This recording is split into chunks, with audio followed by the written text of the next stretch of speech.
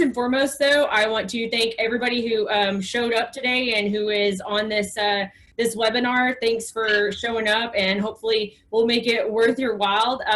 You know, we wanted to do this on behalf of Next Level, basically because, you know, this is a rough time for everybody for so many different reasons. Even if it's not you, I would think you would appreciate just what's going on in the world, you know, and have some empathy for other families and things like that. And I think in times like this, we should always, you know, hold each other close and try to lift each other up and really, you know, show that abundant go-giver mentality and community. And so with that being said, I wanted to bring people on that I thought really embody that, and they embody that not only now, but they embody that every single day, and they have since the day that I met them. Luckily, everybody on the panel today I've had lunch with, had dinner with, been very good friends with for years, something like I know them all very well, and I'm really excited to have them all on. Instead of me introducing you guys, because last time I think I did it like too long, so I just want to kick it to y'all. Just throw like a quick intro about who you are, what you do for anybody that's on the call that may not know. At the end, you can kind of let everybody know like where to find you at and stuff like that. But we'll start with, let's go Brent, Jesse, Alex, and Steve in order from where I can see you guys. Go ahead, Brent. Hey everybody, it is an honor to be on a panel with everybody here. Know you guys all, love you guys all. This is going to be really great. I think that this is all for the participants, and just to give a State of the Union and really give some inspiration and be a shining light, and not only just go with optimism, but go with real results of what's really happening right now and what we're seeing. So I'm from Phoenix, Arizona, and excited to get this thing going. So thank you, Jamie, for organizing it and putting us all on here together. It's going to be a fun hour. So strap in, guys, take some notes, and we're going to get as authentic and real as possible. So yeah, that's it. Thank you. Awesome. Jesse Burrell, also out of Phoenix. Jamie, thank you so much for having us on, and everybody that's on this panel. You are all monsters. I'm one of the owners of Batch Skip Tracing, Batch Leads. I've been wholesaling for about 6 years, starting to get into some new development projects, which is a little bit concerning with today's market, but we can talk about that. There's always ways to pivot. There's always ways to keep crushing it. So thank you so much for having me on. Hey guys, Alex Youngblood, wholesaling houses full time. Probably know me from there, I would imagine. Honored to be on the panel with everybody. I feel like I need to move to Phoenix or something, because I mean, we got like Brent, right, Jesse, Steve. I'm like all the way on the East Coast. So, but no, good to be with you guys. These things are awesome because they give you real data. Everybody's all wrapped up in the drama right now. So focus on the data, not the drama. And that's what's really going to get you through it. People are still buying. People are still selling. You just have to pivot, and you just have to shift a little bit. And that's fine, because you know what happens right now? Everybody's been on easy street for the longest time. Those people who are not committed, who are just looking for that easy fix, they're going to get out. Competition's going to be less, and sellers will still need to sell. Buyers will still need to buy. I've been through the 08 recession. In fact, I went wholesaling houses full time in 08, which is the name of my group, obviously. And that's where it came from. Actually, it started with the name Wholesaling Houses in a Recession, believe it or not, and then changed to Wholesaling Houses full time. So definitely been through a recession, and that's when I got my full-time start. So champions and warriors are made during these times. You just got to ask yourself, are you ready? Awesome. I don't know how I'm going to follow that, but I'm Steve Trang. I got a podcast, Real Estate Disruptors. I had many of you guys on the show already, and in Phoenix as well. Got a brokerage. Jesse and Brent are two of my best-looking agents in my office at our brokerage, and I'm just passionate about entrepreneurship. You know, I look at. I've always said I love everything about real estate except for the houses and the people. So I'm just really passionate about running businesses and leading in entrepreneurship. So I love, you know, being involved, and I'm honored to be here because we can, you know, give, which is what I enjoy doing the most. Thanks so much. And I have to say, like, I loved everything that you guys said was huge and amazing. But when I first got into this business, I learned from Wholesaling Inc., which was Tom and Cody, and then Brent Daniels, you know, is a big part of that.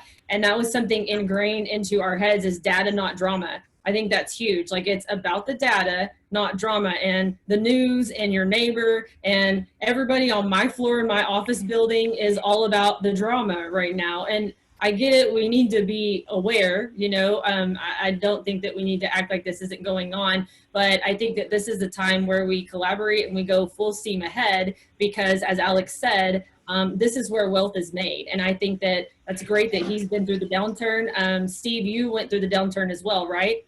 Brent, you came in. Yeah, that's when I met Brent.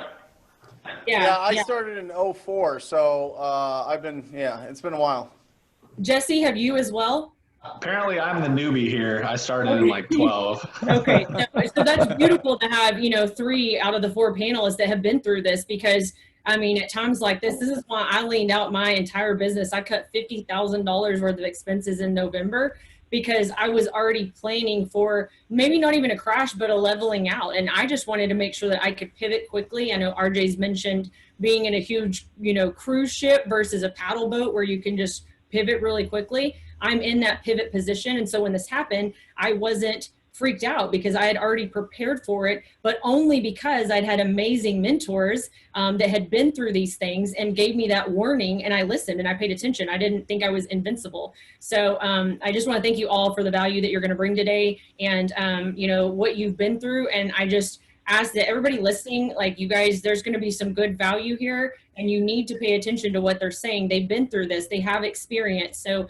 let them help be a guide to where you're moving, you know, forward, because we're all going to move forward through this. Okay. So I just want to put that out there.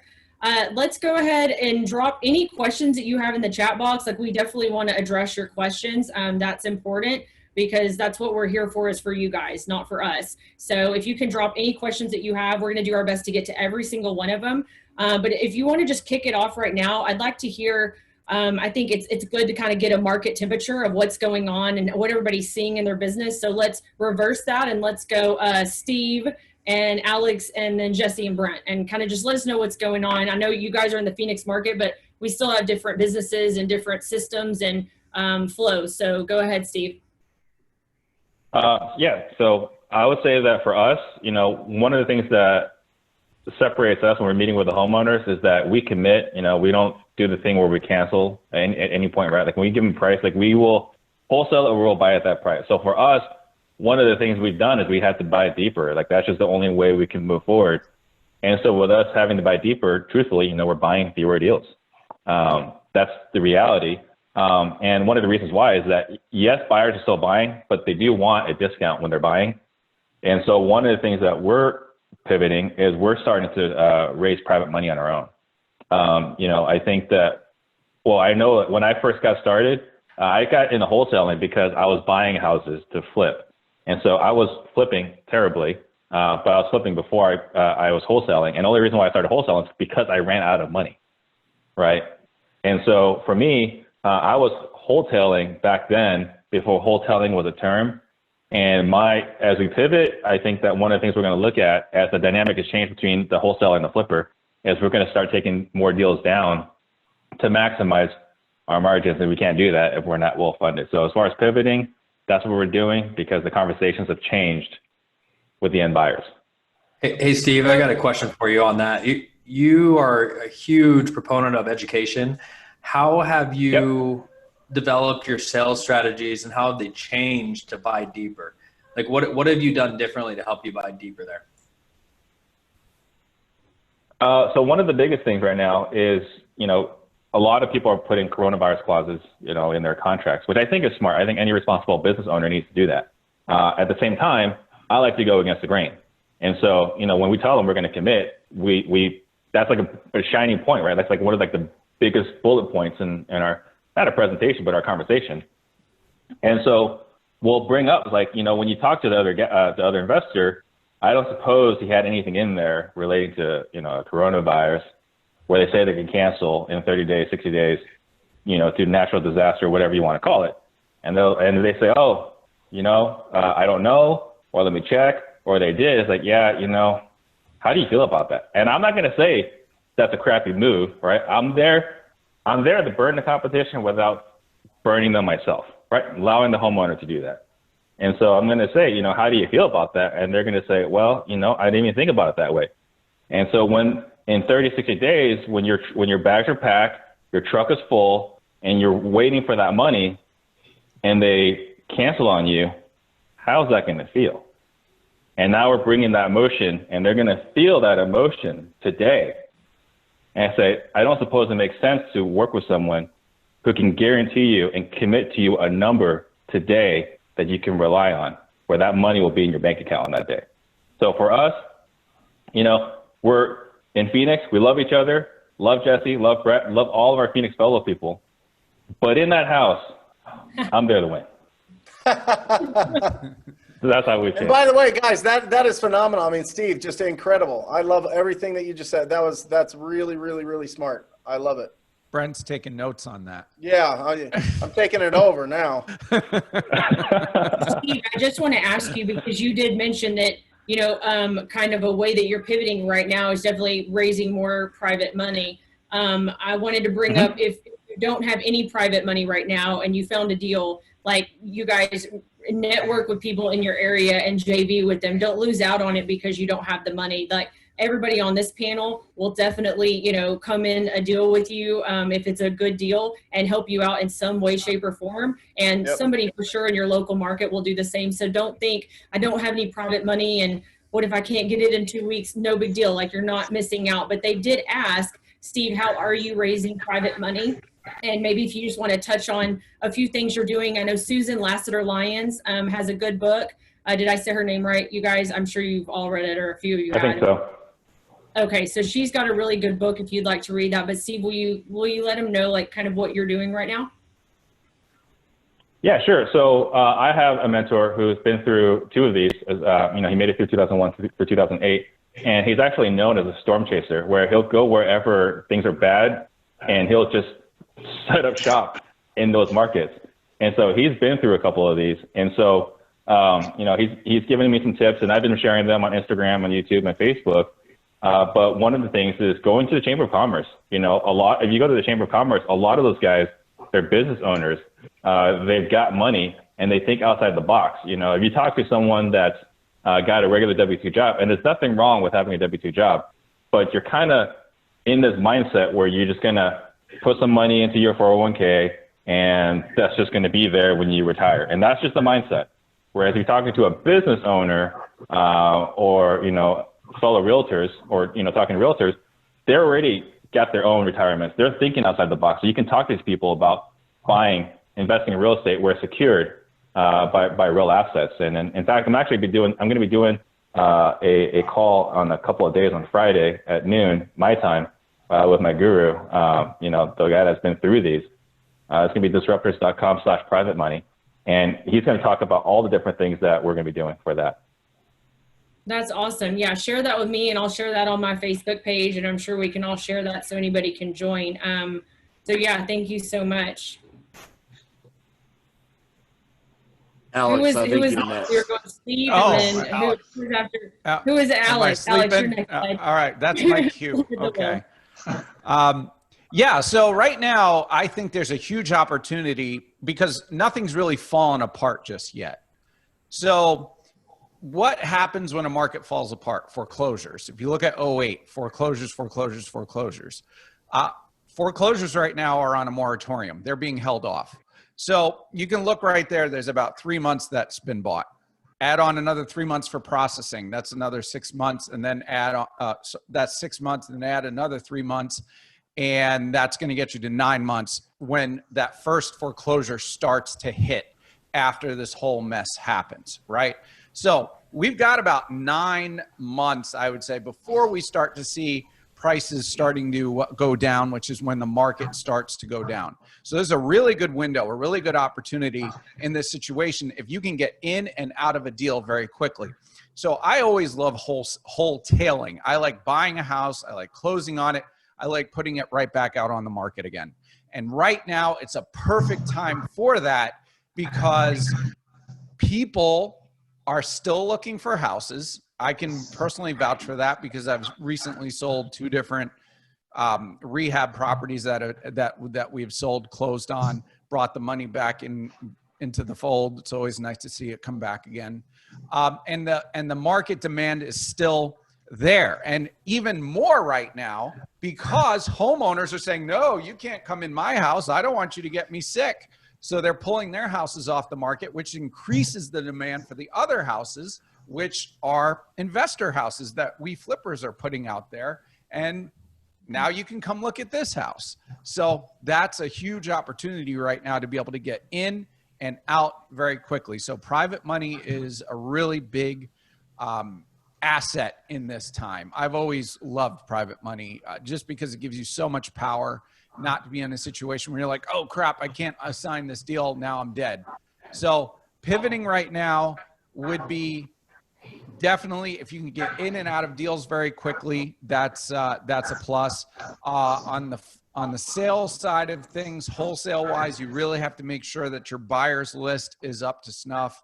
I always tell people foreclosure auction buyers right now are huge, mainly because of 3 reasons. The reasons are, number 1, no more foreclosures, no more inventory for them. Number 2, they always pay the most. Number 3, they will buy properties without looking at them. Perfect recipe for right now. That's the way we're pivoting. Alex, I want to go back to something that you said that I thought was brilliant, which is, the houses that we're putting on the market are now suddenly becoming more attractive to the retail buyers because they're vacant. Cassie and I have seen this where we put several houses on the market quite a while ago. They were in price points here in DFW that were relatively slow. It was part of the correction that we were seeing. It slowed down. Everything happened with COVID-19. And then all of a sudden our showings went through the roof. And then lo and behold, we're actually contracting properties that I was sitting here going, I don't know what we're going to do with this. Literally having the conversation with Cassie where I'm like, maybe we should just refinance this and keep it as an Airbnb. And 12 months from now, we'll put it back on the market. And then next thing you know, 2 weeks after everything happens with COVID-19, we're under contract. And I'm like, how did this happen? And then that's when it dawned on me. It's like, well, it's vacant. That's why. And literally realtors were calling Cassie saying, hey, just want to make sure I see this property staged, but it's vacant, right? And yes, it is. Okay, we're going to see it right now. So that's everybody needs to pay attention to their active listings, pending listings, sold listings every single day, because you can really put your finger on the pulse of what's going on in your market. For me, there's still more selling than that is coming on the market as new. So you watch that. It's just like watching the stock. I mean, it's kind of funny. My dad has been getting into some day trading on the stock market, which is crazy because he's a blue collar New York City sanitation mechanic. And here he is with his phone doing, day trading and stuff. But it's like, he's been teaching me some of it. It's like you watch it, you go in, you get out. You go in, you get out. Real quick type stuff. And watching, and you can see it right before your very eyes. It's going up, then it comes down, right? So the same thing. Watch your pending listings, watch your active listings. And that's really going to tell you, oh, things are starting to look a little, stacked on the active side. So we got to kind of hold off a little bit. But right now, pendings are up, solds are up, and it's just because of the situation we're in. So get in, get out. If you can get private money, even better. I like that. That's good. And a quick question I want to answer you, Shelby, said she's still looking for her first deal. She's found a lot of good opportunity and asked that if she finds something, is that when she would seek out private money? So Shelby, you want to go ahead and start seeking out private money. And there's a lot of different resources. I mean, the book, and then you heard what Steve said. But again, there is definitely wholesalers in your area that are more than welcome to come in and help you kind of through some of these first few deals. If you're serious and you're really bringing them deals, they'll help you through that. So yes, you do want to get private money, but really you want to get that deal because that's going to help you also get the private money and be JV partners. But you want to do that in the background while you're looking for deals as well. So I will kick it over to, who are we going to? Jesse? Maybe? Yep. I mean, it's hard to follow these guys. I mean, Steve and Alex, just with so many nuggets that they're dropping. So I just want to add on to what they talked about because what they're saying is so awesome. So I want to touch actually on the list side of things. Steve talked about the sales. Alex got to talk about what he was talking about. And I want to talk about what type of property owners do we want to go after as well right now. And I think, obviously owning a data company helps, and I'm able to talk to a lot of people, then able to do a ton of research is I would be targeting vacant and absentee owners is definitely the way to go. Absentee out of state is going to be the best. Those are landlords that could start having some more distress sooner, as Alex was alluding to, in the next 3, 6, 9 months. And then obviously with the vacant stuff, where RJ was alluding to, if we could get access to a house and then be able to do showings to those buyers that still are buying in our markets, that's a great way. But the secret sauce on all of this, you guys, is make sure that you're pulling lists, if either they've owned it for a long time or free and clear, or people that bought from 2009 to 2013. We need equity in these homes because prices have dropped and people are buying deeper. If there's no equity and you're targeting somebody that bought in 16, 17, or even 18, there's not going to be enough equity to sell it unless you go on the creative financing side of things. So I think those are a few very, very important things to take into consideration right now. I also want to say that we put a house on the market 2 days ago. We obviously flip as well. We got 2 offers yesterday. So alluding to what Alex and RJ was saying, homes are still moving. And then during this, since the coronavirus started, we got a property under contract. We sold it last Friday. So we got on contract the 15th, sold it, a few days, a week and a half later, and we made a $40,000 assignment fee. It closed, as I said, just a few days ago. So there's still deals being contracted and closed right now. You just have to know where to look for them. Yeah, I appreciate you letting us know that. Like, same thing, listings that we put out, we got multiple offers within 24 hours. My team has locked up 3 deals this week, good, solid deals. So I think that it's important to be around the right people right now that are telling you the truth and the positive things going on and getting prepared. So I will throw this to Brent.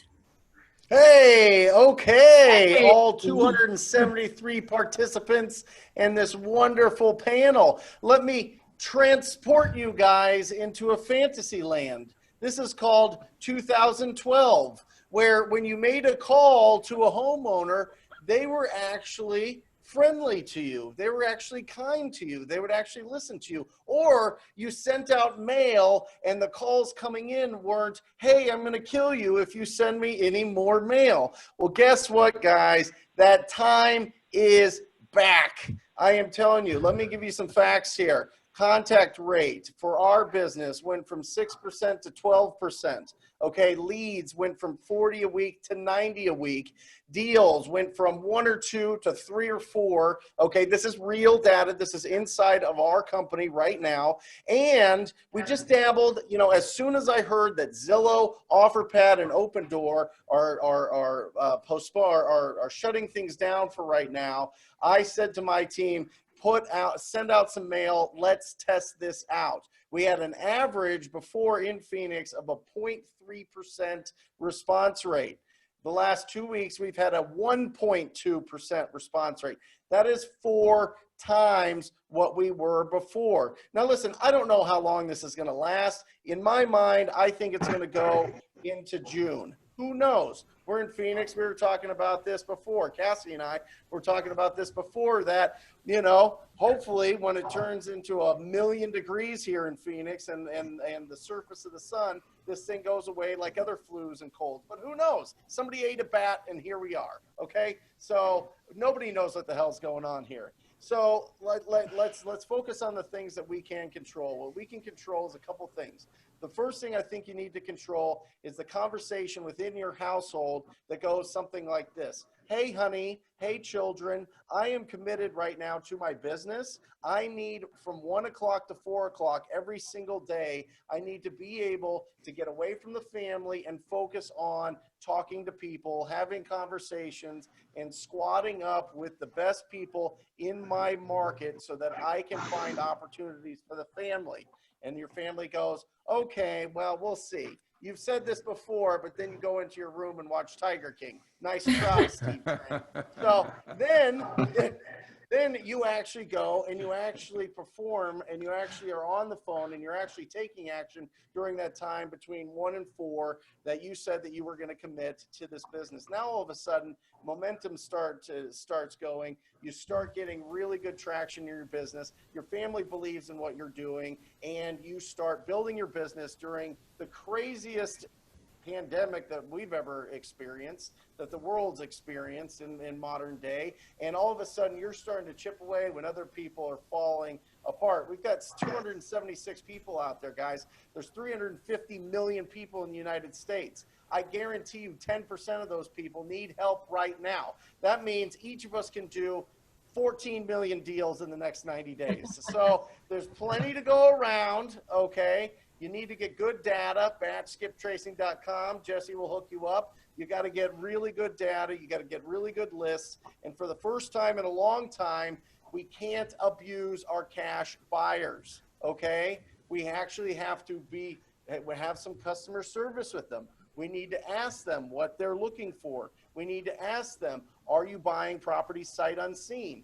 I had a conversation yesterday with Chris Arnold, and he's in DFW. What he's doing right now, and I think this is absolutely genius, is he is getting on a Zoom call on phones with the seller and directing them where to go with the phone and recording those and sending that with every deal that he's sending out. I think that's brilliant. I said, well, what about the old people that have no idea? He has a courier drop off a loaded iPad where all they have to do is press a button and they're on a Zoom call and they're walking around the house. These are the things that we need to do. 1, to stay healthy, and 2, to be creative.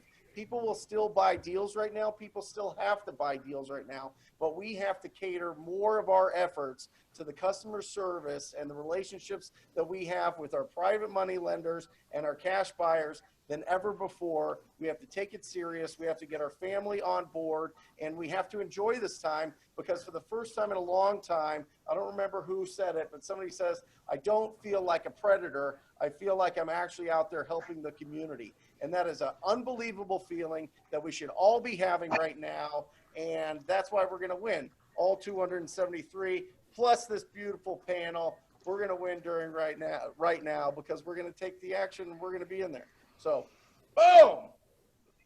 I have the biggest man crush on Brent Daniels and his big, beefy man arms. I love your energy so much. But, hey, I wanted to ask a question because I saw this in the Q&A, and I think it's a really good question to kind of, transition a little bit. Someone asked, what about we're going after these vacant houses, absentee owners, and we're getting a lot of landlords. What are we going to do with the houses where we're talking to the landlords and the tenants aren't paying rent right now? How are we doing the sales approach with that? What's the conversation like?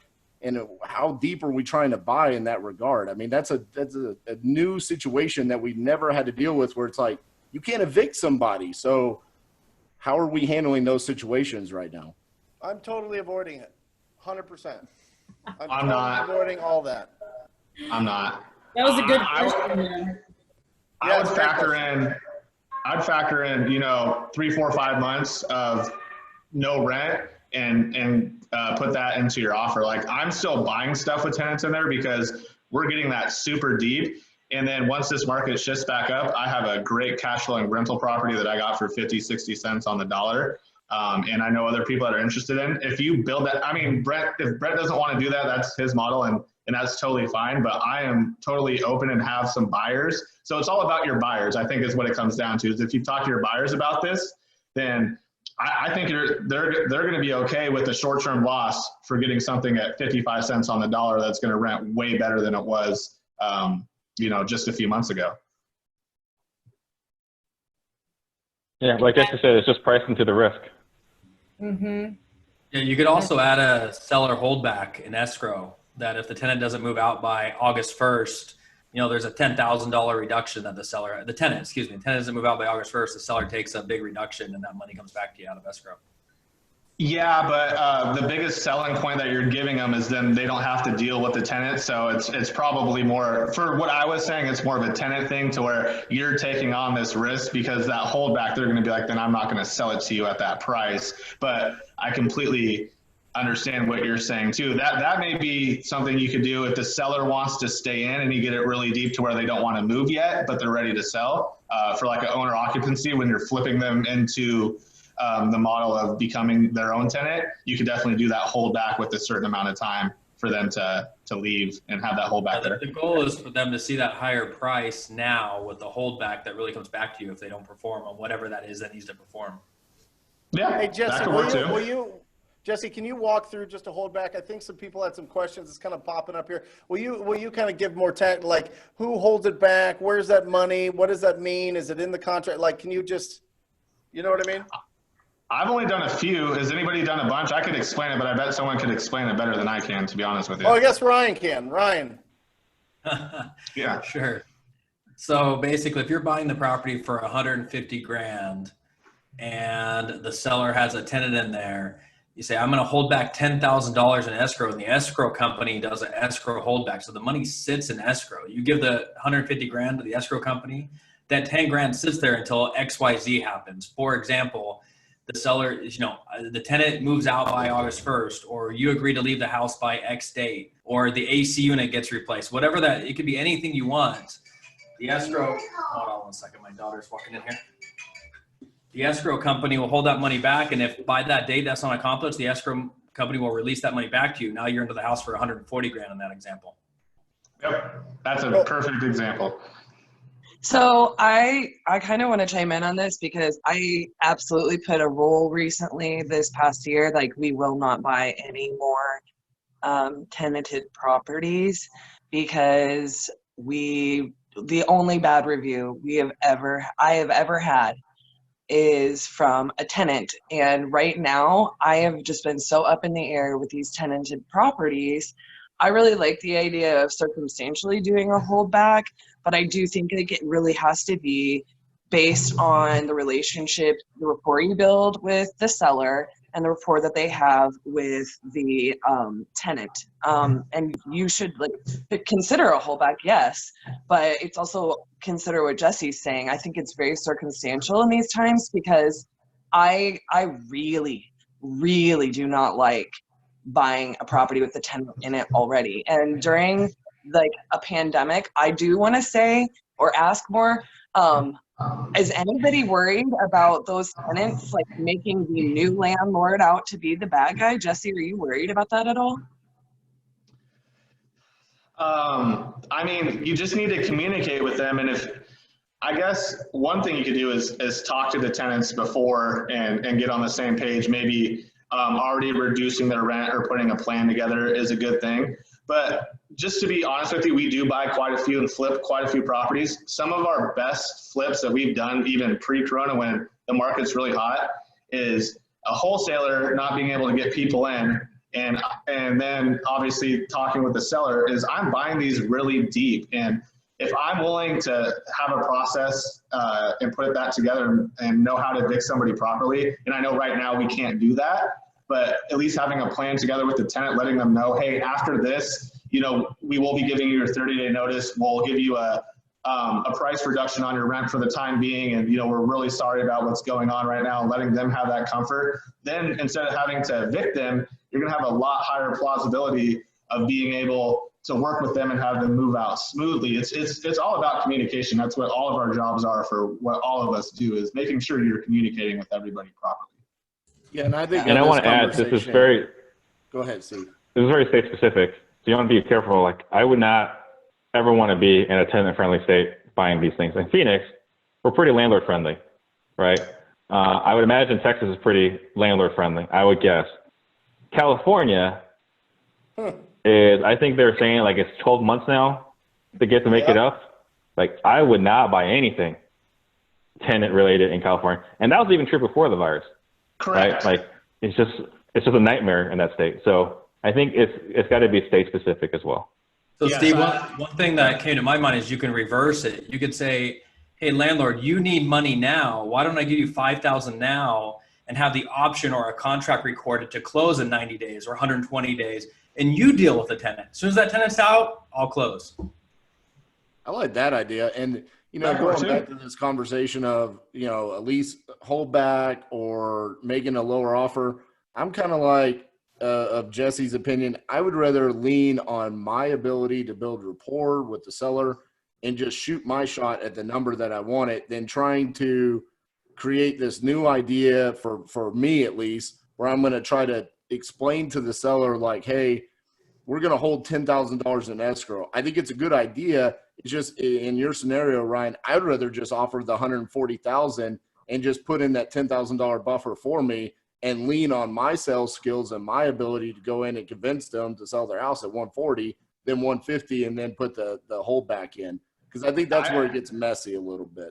I see what Ryan's saying too by offering the higher number. I think it's dependent on the seller, because I think Ryan dangling a higher number, and if they're a sophisticated seller, they'll get that too, and then they will want to get the tenant out. And he's saying he wants them to be proactive about it. And a lot of people don't know how to evict like we do, and something that I've learned how to do. So for a newer person, I think Ryan's option might be a little bit more simple, to where you're not going to, you know, get all jumbled up with them. And then especially if, I mean, I'm buying these properties, so I'm not wholesaling it to somebody else. And the person you're wholesaling it to has to understand the eviction process as well. So it's like, are you explaining something to the buyer? Are you explaining something to the seller? I mean, it's a little complicated regardless, but I want to go in on Steve's point even further.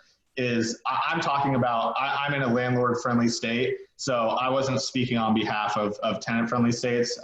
So make sure that you know what state you're in if you're doing stuff like this, and know all the rights for tenants and landlords and how you're buying stuff. And it's all pricing, right? It's all the pricing, like you mentioned, Jesse. Because here's the thing. Let's go after landlords. Why? Because their tenants aren't paying rent. Oh, okay. So let me lock this up and sell this to somebody else so that a tenant won't pay that other person. It doesn't make sense unless it's a smoking hot deal. That's why I say I completely avoid it, because I don't think that the pain's there enough until month 2 or 3 of non-payments. You know what I mean? We'll see. Maybe it is. Maybe we'll see how it shakes out. But like, let me adopt your problem. That's not, we talking with cash buyers, they want deals that are clean. So I'm going to go after every vacant house. I'm going to go after everybody that is moving out or there's plans to. I'm going to go after any multifamily where the numbers make sense long-term, vacant land, whatever else. You know, I'm going to go after all those things. I'm going to see how it shakes out with the non-owner occupieds or the absentee owners or the landlord list, and see how that looks. Maybe it's a gold mine. It might be. It might be a gold mine, but adopting a problem just mentally in my head feels like it's going to be a tough sell unless you get smoking price. Just like Jesse said, it's all about the pricing, and Jesse got a perfect example, because they had a guy that wanted $300,000 2 weeks ago and took what, $150, and you sold it for $200. So that's where he's coming from. He's coming from a place of actually doing it. So I get it. But you got to get them really, really low. I'm just speaking to the 276 now participants that are on here. If you're going to go after tenant-occupied properties, really understand, is there evictions? Do you want to be the person evicting tenants during the coronavirus? And are the courts open? How does that look? How are things? What is the process? Everything changes hour by hour. I want the layups. I want the singles, and that'll add up to some runs. And that's why I go after the vacant and the multifamily and properties where they already have plans of the tenants moving out or moving out of state or whatever else. So just some thoughts there. You're right there on the data. I mean, we've got a member in the Next Level Mastermind group. We did a call the other day. He has 10,000 doors nationally. And it's the 8th of April. As of right now, they don't have a major increase in tenants not paying their rent. So they're thinking May and June is when it's going to hit, but it did not hit in April like everyone thought it was going to. So that pain is not quite there yet. I think Tim Brotz just said that out of all of the doors that he has, 2% increase in non-paying tenants. So I think that's, you know, yeah, with what Ryan just said and what Tim has brought up. And I did just want to bring up, you know, yeah, we've got 278 people right now. everybody on this panel is successful in their own right in many different ways. Otherwise, we wouldn't have asked them to be on this panel. But yet this one topic, you see how many different, ideas and how many different paths that are being taken. So I think that's something really important to recognize, because this is just one thing that we're just, talking about. We're not talking about team structure. We're not talking about how you market. We're not talking about how to lock, like none of that. So imagine all of these people on the panel. We all think differently about many different things, but we collaborate together, take good things that we, like from one another, and really make, amazing businesses within our own. So you guys, you get to use all of this and kind of create your own. There is no right or wrong. There is creating your own with what other mentors and people that have been in this before you have done. On this note, what I have done previously before, a lot of mom and pop, landlords. So they have one or two, or they inherited this from their parents and they thought, you know what, let's make this a rental. They have not been through, I think probably 70% of people we deal with that are landlords haven't been through the eviction process. They don't have 10 or 20 houses. They have one or two. And so what we do is my transaction coordinator it got an entire checklist, and we will help walk them through this. So I say, listen, you guys, we can take this on, but it's going to be such a pain for us, and it's going to take us 3 or 4 months after closing. I get it. That's not your problem. That's ours. Totally understand. But you're wanting the most money. If you want 150 as an example, I can get you 150, but we're going to walk you through this eviction process. I'm going to need you to fill out the paperwork. I'm going to need you to go, down there and get this notarized. We try to hold their hand in everything and make it super, super simple, dummy proof, basically. Dummy, what's the books, dummy, internet or whatever. But like we dummy proof basically dummies, the eviction process. Evictions for dummies. Thank you, Alex. Like help me out. My brain is kind of dummy at most times. But anyways, evictions for dummies. And so that's basically what we do. Like we help them and hold their hand, and they're okay with that. But their fear of what is an eviction, and they hear these horrible stories, so we just walk them through that. And that's something that's really, really important, because it helps us get a lot of deals doing it that way, because they're so fearful. So that's just another way of being able to do things, so there's 6 different examples of how things are being done. Alex, I don't think you really chimed in. What are your thoughts on that? Yeah. So for me, I mean, if tenants aren't paying, you're just really taking one problem, and unless you can close it yourself and hold on to it and realize a really deep discount, I mean, you're really going to have to talk to your buyers and see exactly what they're looking for. Because if they're looking for, a really deep discount, I'm willing to sit on this. I mean, I don't see everybody's like absentees right now, but I really don't see absentees in a landlord situation as being a huge, situation or great situation. I'm with Brent on that. Absentee vacant, yes. To you, what you said, Jamie, about maybe an inherited property that they thought they would play the landlord game, and now it's a situation to where it's a mess. Maybe that might be a good one.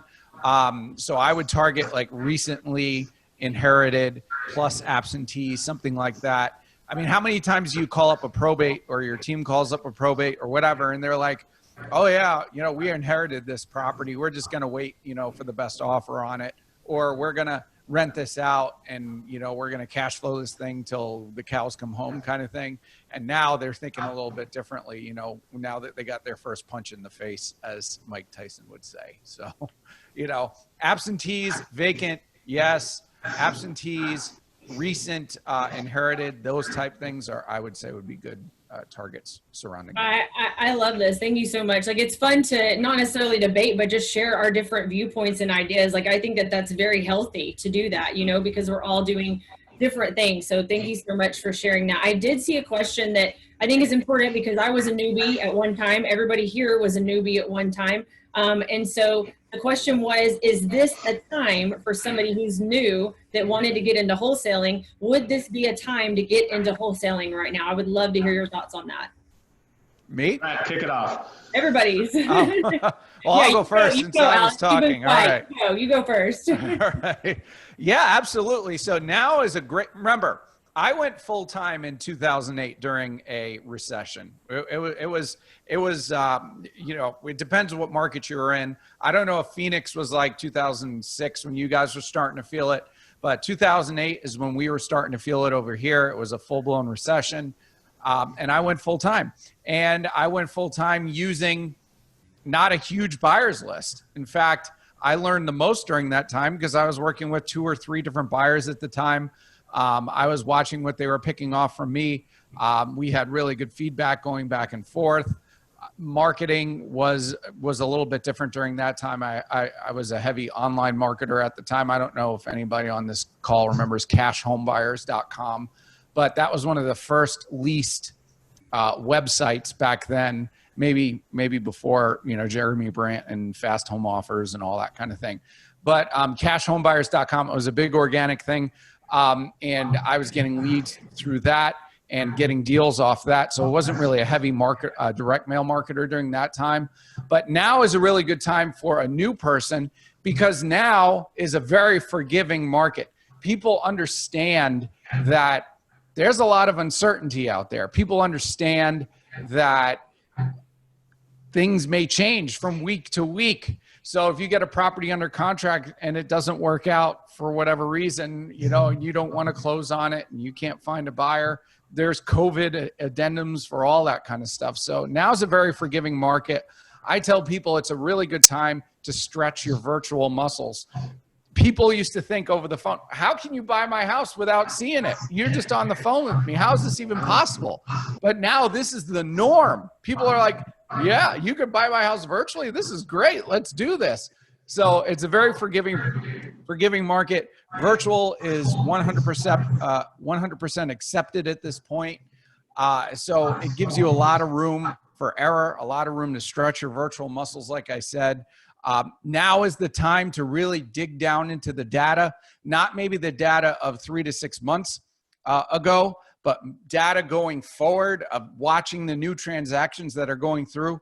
Rebuild your avatar, as it were, rebuild your marketing lists going forward, because you want to see transactions that closed after COVID, if you will, and then try to retool your marketing after that. And a newbie can do that right off the bat, because data from 3 to 6 months ago right now isn't really, you know, isn't going to be as important as the new stuff. So new people just getting started, great. Get started, dig down into the new data. Right now, there's a little bit of a breather where you can really hone in and rebuild your buyers lists and things like that. It's a good time for that. It's not something where people need to say, oh, I can't get involved in this. I mean, now it's perfect. It's a great time.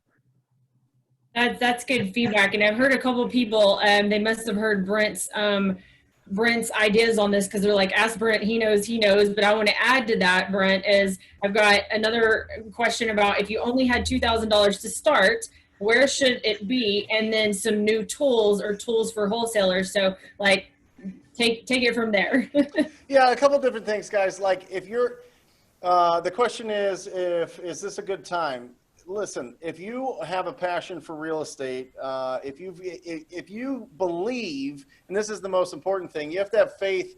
If you haven't done deals before, if you believe that this is the most proven path to financial freedom, then it doesn't matter when you start, but you have to start. Okay. If you're looking at this for the next 50 days, don't get into it. If you're looking at it for the next 50 years, this is our time. I'm telling you, it is absolutely incredible. So one, I talked about the numbers. People are more open. The sellers are more open now. You're going to have to do more work on the back end with the buyers, but that's fine. If you find real legitimate deals, you're going to win. Plus, if you learn the skill of sourcing real estate opportunities, you could do it forever. That's the whole thing. You can do whatever you want. You can wholesale, you can wholetail, you can flip, you can hold these things. But if you learn how to source opportunities, that's what you need to do. If I had $2,000 rolling right into the next one, what I would do is I would, a couple different things. One, I would reach out to any, and I had this question yesterday, so it's kind of pre-prepared, but, and this, you know what? I won't go it because this is going to be Jesse's answer, and I literally got it from Jesse, so I'll let him answer about other wholesalers in town's dead leads, so you can go there. What I would say is I would get the Deal Machine app. I would use TTP as a code, so it's $40. I would virtually drive for dollars. I would then take that Excel list. I'd send it to batch skip tracing. I would get the accurate phone numbers, and I would just call. You couldn't tear me off the phone. You couldn't stop me. I'd be unstoppable. I'd be going absolutely bananas on the phone, and I'd find somebody that is ready to accept an offer now. I would match it up with a cash buyer in town. I'd go to all the fix and flip groups. I'd go to wholesaling houses full time. I would find whoever is buying in my area and try to match those people up. Because that's the value we have if you're wholesaling. If you want to get into wholesaling, if it's $2,000. If not, source a deal. Find somebody that has some capital that'll split that deal with you, and now start building your real estate portfolio. But if you have that true passion, if you feel like, if you've read Rich Dad Poor Dad and all of a sudden your brain exploded and you're like, oh, I got to play the cash flow game and I got to buy rent properties and I got to get a real estate license. If any of these things have slipped their way into your mind, then you are one of our people. You're one of our people. Get going now. You've got this. We are not, listen, I'm telling you, we are a small sliver of a segment of people know what wholesaling is. The rest of them don't. You got to squad up with people that understand what you're going through so you don't feel like you're on an island by yourself. Get the support that you need, but most importantly, you need to take consistent action right now and start talking to people. I want to add something to that, Brent, because I think you brought up a really good point in the fact that if you have the passion inside, I mean, right now you're on a panel with, you know, how many are there of us? 8 of us that have been doing this for quite a while. We all run successful companies. Your question that you asked us was, is now a good time? Well, of course, all of us are going to say now's a good time because this is what we're doing. We're not going to be like, yeah, we're up shit creek. We should probably find something else to do. Now's not a good time. I mean, I'm going to do drop shipping. Right. I mean, yeah, you need to go ahead and realize that all of our answers is going to be now is a good time to do this. But you need to ask yourself, why did you just ask that question? Like, because I'm telling you right now, I mean, if I have something that I want to do, I rarely ask myself, is now a good time to do it? Because what I'm going to do is I know I'm going to find a way to be successful. So anything that I've ever done, whether it be next level flipping, titanium investments, anything that I do, I know that I'm going to go out and I'm going to find a way to be successful with it, regardless of what time it is, what's going on in the economy, because I'm not doing it for 2020. I'm starting it in 2020, and I'm still going to be around in whatever we're going to call it, 2100 or whatever we're going to call it when we make it there. It's still going to be around. So that's how confident I am in myself and my team and everything that I do. That's where you really need to find out, are you that confident and are you willing to put in the work and the effort that all of us are willing to put in to match that same kind of success? So that's really the kind of question that you need to ask yourself. Jesse, hit him with that $2,000 budget. All right. So me and Brent have talked actually like in depth about all these different ways we could do it. So thanks for letting me use one of the strategies we've talked about is I normally have a different answer than most people would think. Is I would call every big wholesaler you know in your market and try and work out some type of split with them and get all of their dead leads and start learning off of somebody else's old leads rather than spending money learning on your own money, especially if you have a small budget and especially learning in this type of market. The other thing you can do is a lot of make sure you were listening. That shit was gold. Okay. And then also the other thing is we kind of restructured our split with everything. So if you have any type of experience or you've done a bunch of reading and learning, we're having acquisition reps come on for a 25%. Let's say you got on furlough. We're giving them 25% for any deal that they close, and they're working our leads. So that's another way to start getting deals instead of spending your own money. Learn on someone else's dollar, and especially when learning in this market. I think it's just, you could get more creative, and us as larger business owners with these bigger wholesale operations are more willing. I mean, we're all working at home. We're all we have the time to train them and have all the onboarding. And luckily our team has been virtual for a long time. So those are just a few ways. So I'd say keep all your money and call someone and work all their dead leads, which, as Alex alluded to, is leads from 6 months ago could be gold right now. And you might be able to find your first deal and learning under someone that could really mentor you. And that's a free mentorship on top of it. It's everybody's winning in that scenario.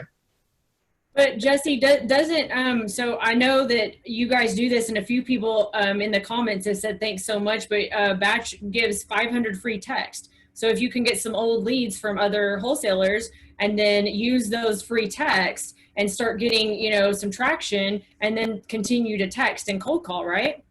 Yeah, so I mean, I was just saying, you know, get old leads and cold call them.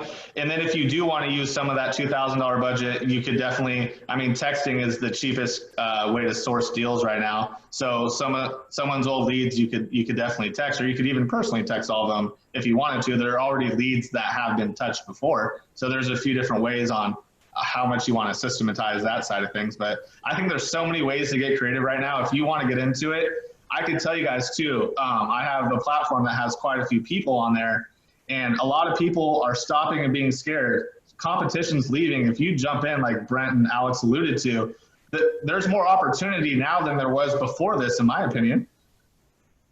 I want to revise my answer too. I want to say that question of is it a good time to get started, right? Well, what does get started mean? Wholesaling all goes back to finding discounted properties. That's a question is, are you asking, is it a good time to find discounted properties? Is it a good time to learn to find houses 50 cents on the dollar? Absolutely. Better than ever. Steve, what you say, buddy? Well, kind of what you just mentioned a moment ago. I think right now, not a lot of people are talking about it. I said this a couple of weeks ago, and I think I got a little bit of slack for it. But I was saying like 50 to 70% of wholesalers are out of business and they just don't know it yet. So I think there are a lot of people that have been enjoying a lot of easy success that haven't ran real businesses. You know, like I said earlier in the beginning of the call, I'm really passionate about entrepreneurship, you know, about building a business. So there are a lot of guys that have been making a lot of money, but weren't tracking their KPIs, weren't tracking the ROI, they weren't running cash flow projections. They don't know how to do a P&L properly. And these guys that have had easy success, these guys might be further behind than a brand new wholesaler today, because they might have had overhead, they might have had expenses, they might have signed long-term leases, where now their ability to compete is actually, they're a little bit handcuffed, right? They're handicapped a little bit. So I think that the question is now a good time. I think now is a great time, because not only has the playing field been leveled, but some of the guys that you were competing against, you have been sidelined. They're in the penalty box right now. So I think now's a great time, and you should jump in for sure if you're on the fence. Don't be worried about the competition, because whatever competition there was, a lot of them can't even do anything today. So Steve, it's interesting. I had that thought. Follow up with that on you, Steve, like, because I did this exact comparison. Like, I could not agree more with what you guys were saying on this, but I use that comparison. Like, if you're newer right now, you're going to organically build it in a time where it's very, very service based on all sides of the coin. And I compare it to having to switch a mentality of a realtor to understanding an investor, like a traditional realtor. Like, that's very difficult in my experience. You don't have to be broken. If you're coming into this market right now, you're coming in at a time where there are so many people out there that are finding it so hard to make those pivots because they just aren't educating themselves, or they haven't been through it. They don't know what to do. There's, panic, and you're learning in a time where you are learning how to, that's one of the things I'm so grateful for, that when we started our business, we really learned how to serve the people throughout the transaction, regardless of what we were doing, and as well as serve the house because we were previously GCs. And so it became easier for us to kind of see through the challenges that we've come up against, because it does take some resiliency, it does take some tenacity sometimes in this industry that, if you're coming in new right now, you don't have to be broken. So understand, like, you're able to come in and look at it with fresh eyes. And that is actually a really good time for that. So was someone about to say something before Cassie jumped on? I want to make sure you get like whatever you're going to say out. No, I had that thought today, Steve, that, you know, back in 2008, I sat around the table at a coffee shop with these billionaires, and all of them were talking about who lost the least amount of money. The whole conversation shifted from 2006, who was making the most, to 2008 was who was losing the least. And a lot of the guys, these wholesalers and flippers that were kind of copycats of other people's models that thought, well, you have a lead intake, I need a lead intake. You have 5 acquisition guys, I need 5 acquisition guys to be successful. You have a big office, I need that. You spend 20 grand a month, and they tied themselves up and they weren't making real money. Those guys' mentality right now is, how do I not lose money, and how do I get out of this? How do I get out of that? And they're not thinking positive. So to Cassie's point, when you're coming in fresh, like, you could spend your days focused on making money, where, you know, there are a lot of people in this industry right now that spend most of their day figuring out how to not to lose money because they're in deals they shouldn't be in. Brent, where's your bell at? That's a golden nugget right there. Yeah, that was good, Ryan. That was good. I'm one of those trying not to lose money, so I don't know if I'm ready to ring the bell. So Ryan, Jamie, and I were actually talking just a couple of days ago, where, and to talk to this point, right, about, like, you know, not to lose money. Ryan and I were both talking about, he was looking at signing a $6,000 a month lease. I was looking at signing a $6,600 a month lease. And 2 days, right? Right there. He's always one-upping me every time. I just pay people to pay for my lease or for my building, so I do a little differently. But we were looking at these spaces, right? And, you know, on Tuesday, I was looking at it, I was like, well, you know, I like this spot. Let me look at this other spot. So on Tuesday and Wednesday, I fell in love with both spots. They were both 6,600. I was ready to sign one of them. But in the back of my mind, I was like, you know, this COVID thing, it might get serious. Let me just hold off a couple of days. And then the NBA shut down, right? And Tom Hanks happened. And so, but that could have been me, you know, looking at these expenses. So when you're looking at your competition, some of these people are talking about, man, how do I undo this? How do I unguarantee this, whatever? And Brent, I mean, we've had this conversation. Brent had to go through that before. Brent, do you want, or never mind, I was going to say, do you want to tell any part of that story on, like, something that, I don't know. I know you have a pretty cool story on that. Listen, you know, what I've learned is this: if you're starting and running a wholesaling business, and if you can't keep 50% of your income as a profits in the beginning, when it's just you building it up, I mean, that's going to adjust a little bit as you get.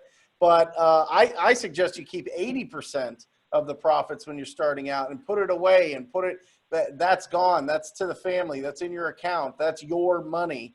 And live like really hungry and really lean for as long as you can, until you stack enough cash to where you feel, and you build up your leadership skills, and you build up your ability to be consistent as an entrepreneur and as a professional. You get all those things in line, then you start hiring people. Then you start building. But if you think that there's just, you know, here's the one method, or here's the formula for building a huge business, there is none. This is wholesaling. This is real estate investing. Okay, you're not buying a franchise, you know, KFC with the same, you know, menu, and you know what I mean. So this is all about. The wholesaling business is a cash grab. It is a means to an end. It is the hitting the lottery. It's the cash machine that lets you do other things. But don't get it twisted. There's not people out there netting millions of dollars if they're doing $5 million in wholesale. It's all a lie. So what you're saying is those jets and cars are not held free and clear. They probably have a lot of debt on them. Listen, you can take photos in front of a tiger if you want, or they were rented, some exotic place, or whatever you want. I mean, listen, don't get. Listen, it's all about keeping the profits for yourself, and it is all about understanding why you're in this. Are you in this to build long-term wealth? Or are you in this just to buy, get flashy or whatever it is. That's self-awareness. Do it. If you love it, I love it. Do whatever you do. But in times like this, when things get squeezed, if the economy is an accordion and it's going like this a little bit, all of a sudden these companies are shutting down. All of a sudden people are laying people off. All of a sudden overhead eats things alive. So keep your costs low, keep your efforts high, make a ton of money, but keep a ton of money as well. That's my suggestion. Thanks, Brent. And I want to say that, because we're going to wind up right now, you guys, this has been an amazing call, but I'm really glad that was kind of the last thing that we touched on. I've told this story in different podcasts and things like that, but I got into the business and, I learned from someone who was one, wholesale at a time. And then I got into a mastermind, and all they talked about is, hiring. I hired 5 people at once. It was the worst thing in the world, almost ruined me. I may not be standing here today. I mean, I was hanging on by a thread, but I felt that it was not success if I didn't do what they were doing. I didn't know a lot of people in that moment in this industry, so I didn't have, a call like this that I had been on. The only people I knew were who had taught me, and I'd done what they said and then moved on to another mentor. So I want everybody on this call to know that you're not successful. It's not sexy if you're only doing 1 flip a month. Or, everybody has their own goals as a family, as a person, as a company, as a culture. So please do not put your success and who you are as a person and your value as an individual up against anybody else's business, because I can promise you, like Brent said, the ones that have $4 and $5 million, you better believe that they're crying right now because of their overhead being so high, and if they're even in the positive. So just know that, do it your way. And you see, we all do it different ways here, but it doesn't matter if you're doing 3 deals or 300 deals. What matters is that you have a goal and you're doing everything you can to achieve it, and you're surrounding yourself with the best people, so you know when to pivot, how to pivot, and your network is so important. So I want to kind of leave it off with that on my end. I want to thank everybody so much for this call. Like, your time, I know it's so valuable, and you're willing to be very abundant and give. And that's another reason why I wanted you guys on. So you all mean so much to me, and I'm so thankful to have you in my network and to lean on you in times like this and learn from you. Thank you all for joining, the panelists that joined today. We really appreciate it. I'd like to just let you kind of run through really quick, is just say, a last minute or 2 word, and then how they could get a hold of you. And also, Annie has put in the chat box everybody's IGs. So if you want to follow any of the panelists on IG, Annie's put them up there quite a few times. But let's just go, Alex, Steve, Brent, and Jesse, and y'all just kind of close it out and let anybody know how they can get a hold of you if they'd like to. And real fast, as part of your minute, if you could just share your biggest takeaway from the call that you took away as a panelist. That's good.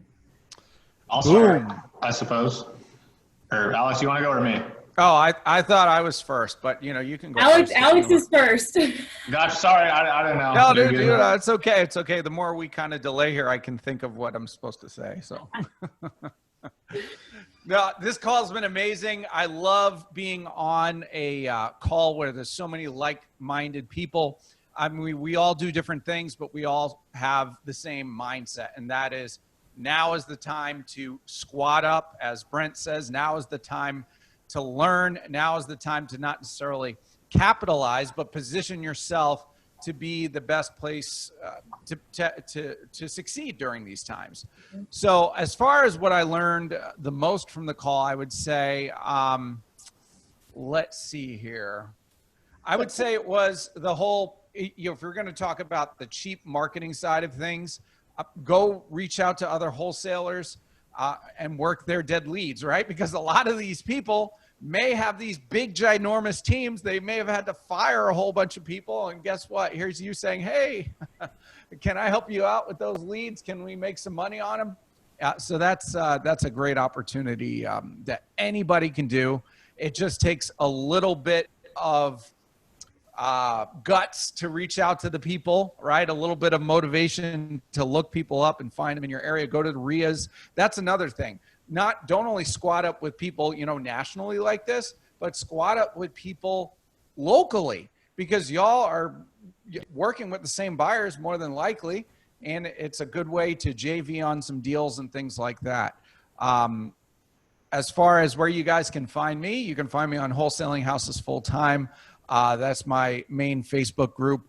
I think Annie posted my my Instagram, which is at Alex Youngblood. But y'all can always go into the wholesaling group. You can drop your deals in there if you're trying to wholesale deals. You have any questions, post them in there.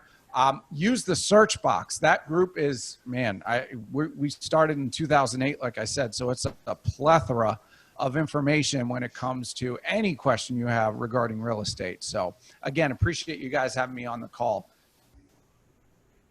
So I think the big thing for me still is I think there's plenty of opportunity. You know, whether you've done one deal, you've done 5 deals, I think there's plenty of opportunity. I've been saying this for a long time. It's never been a better time to be alive. I mean, maybe last month was a little bit better than today, but overall, still never been a better time to be alive. So take advantage. It's never a bad time to find a deal. As far as, you know, getting hold of me, Instagram really is the best way. I don't know why. In some ways, like I'm kind of like a teenage girl. So at Steve.Trang. And the last thought I would say is, you know, I'm doing the private money route. That's where I'm going, and that's the direction we're headed. And if you guys want to, you know, be on that call I got with my mentor, just go to disruptors.com/private money. I'll post it down here below, and you know, hopefully people took some great notes and are taking lots of action from this call. So Steve, you're not going to share your TikTok? It's at Steve Trang. Does he dance I'll post that on here it? too. Does he dance yeah, on it? Alex, he just started a TikTok. Yeah, you must follow Steve's TikToks. And he dances? It's terrible. I got moves. I just got to get drunk first. Hey guys, yeah, thank you. Steve, you done? You good? We good? Okay. Yeah, I think, you know, it was a really, really, really good, important point that Alex talked about with people that are traditional or putting their properties on the MLS and they're living in there. They're taking them off the MLS because they don't want people coming into their house that they don't know. I think that's absolutely powerful. When the inventory shrinks, the demand is going to go up. So super powerful. Love that you said that. Really stuck in my brain. Thank you. This is the best day of my life. This is the best day of my life. I'm going to echo. So what Steve said, this is great. It really is. I love this. I love the panel. I love what's going on here. So guys, if you want to go, talktopeople.com. It's the greatest website that's ever been created by man. And you're going to get everything that you need there. It's absolutely incredible. So talktopeople.com. Note, all kidding aside, there's a ton of free resources there, a ton of free downloads. Definitely check it out. And that's it. Thank you guys. Thank you, Ryan. Thank you, Jamie, for getting me on here. Thank you, Cassie. Thank you, RJ. You guys are the best. Absolutely. And then I just want to reiterate thank you to all you guys. And I'm honored, very honored to be on this panel. I took away a few great things. First off, with Alex, I think I went a little bit too deep into the absentee stuff, but for new people that are getting started, I think going after, you know, the vacants and owner-occupied leads is definitely the route to go if you're jumping into real estate. And then Brent, what you said, and you said as well, Jamie, is don't compare yourself to other people and keep as much money as you can, especially right now. I mean, I kind of went down that path once upon a time. I think all of us did, trying to create these big teams and learning, like, find what's best for your lifestyle, find out what's best for you.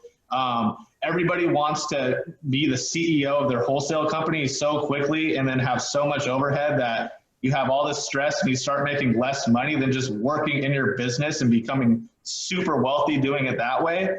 Obviously, you'll get to a point to where you can scale and do some of these things, but you need to be intentional and not try and copy people. Figure out what's best for you and watch the things in these Zoom calls like what we're doing. But I just want to thank you guys, as I said, so much.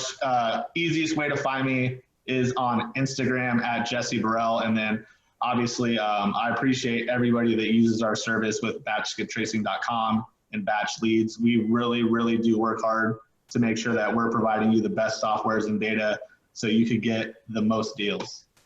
Thank you so much. Ryan, will you talk a little bit about, you know, Next Level Mastermind and Next Level Flipping so we can, you know, let everybody know about that if they're not aware yet?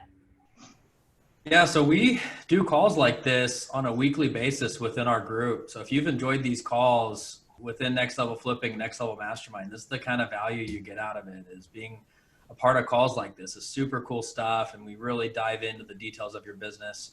The Next Level Flipping group that RJ and I run is if you're doing 25 deals or less and you want to scale and grow and get better.